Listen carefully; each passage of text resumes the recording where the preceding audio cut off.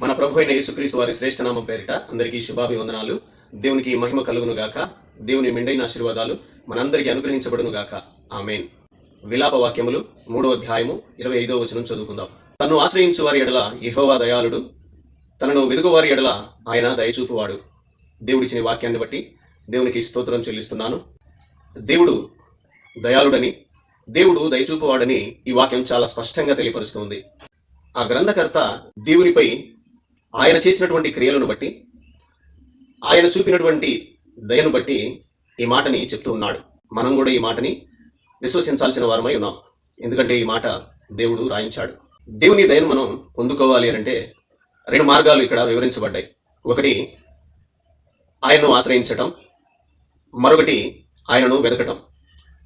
సాధారణంగా మన అవసరాలు తీరడం కోసం కానీ, మన సమస్యల నుంచి విడుదల పొందుకోవడం కోసం కానీ మనము అనేకులను ఆశ్రయిస్తూ ఉంటాం. కానీ మన సమస్యలు తీరొచ్చు, తీరకపోవచ్చు. సహాయం అక్కడ అందొచ్చు, అందకపోవచ్చు. కానీ దేవుని చెంతకు వస్తే తప్పకుండా సహాయం అందుతుంది అని ఈ వాక్యం మనకు తెలియపరుస్తుంది. దేవుని ఆశీర్వాదాన్ని పొందుకోవటానికి రహస్యం ఏమిటి అంటే విశ్వాసం మాత్రమే. దేవుడు తెలియపరుస్తున్నాడు, రాజులను నమ్ముకున్నట కంటే, భూరాజులను ఆశ్రయించుట కంటే యెహోవాను ఆశ్రయించుట మేలు అని చెప్తున్నాడు.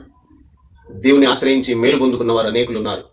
మనమందరము కూడా ఆశ్రయించి ఆయన మేలు పొందుకోవాలని నేను ఆశపడుతున్నాను. దేవుని యొక్క దయ మనందరిపై ఎల్లప్పుడూ ఉండునుగాక. దేవుణ్ణి ఆశ్రయించాలి అనేవారు దేవుణ్ణి వెతుకుతారు, దేవుని కొరకు కనిపెట్టుకుని ఉంటారు. దేవుని కొరకు వెతకటం ఓర్పుతో కూడినది, ఆసక్తితో కూడినది. దేవుణ్ణి వెతకాలి అని అంటే ఓర్పు ఎంతో అవసరం, ఆసక్తి ఇంకా అవసరం. ఆసక్తి ఉన్నట్లయితే మనము మనస్ఫూర్తిగా దేవుణ్ణి వెతుకుతాం. దేవుణ్ణి వెతికే ప్రక్రియలో ఓర్పు అనేది చాలా మంచిది. ఆ ఓర్పు వలన మనము గొప్ప ఆత్మీయ పాఠాన్ని నేర్చుకోవచ్చు. దేవుణ్ణి వెతుకువారు దైవ జ్ఞానంతో వెతకాలి.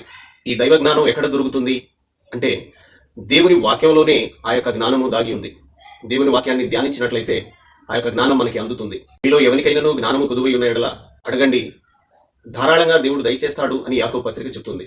నిజంగా సొలొమోను జ్ఞానం కోరుకున్నాడు కనుకనే దేవుడు అతనికి ఎంతో జ్ఞానాన్ని అనుగ్రహించాడు. దేవుడు మనకు కూడా జ్ఞానాన్ని అనుగ్రహించేవాడై ఉన్నాడు. కొరింథీయులకు రాసిన మొదటి పత్రిక 1వ అధ్యాయము 24వ వచనం మనం చూసినప్పుడు ఈ జ్ఞానము ఎవరు అనే సంగతి అక్కడ చాలా స్పష్టంగా బయలుపరచబడింది.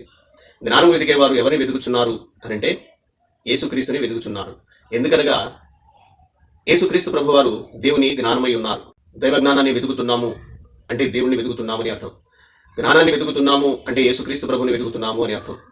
మనందరము పాపం చేసి ఉన్నాం. మనందరికీ విమోచన అవసరం. మనకి విమోచకుడు అవసరం.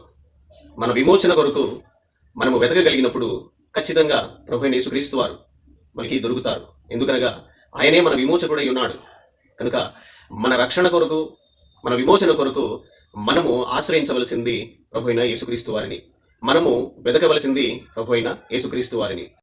ఈ లోకపు ఆశలలో చిక్కుకొని మరణించకుండా ఉండాలి అని అంటే ఖచ్చితంగా మనం యేసుక్రీస్తు ప్రభు వారిని ఆశ్రయించాలి, ఆయన్ను వెతకాలి.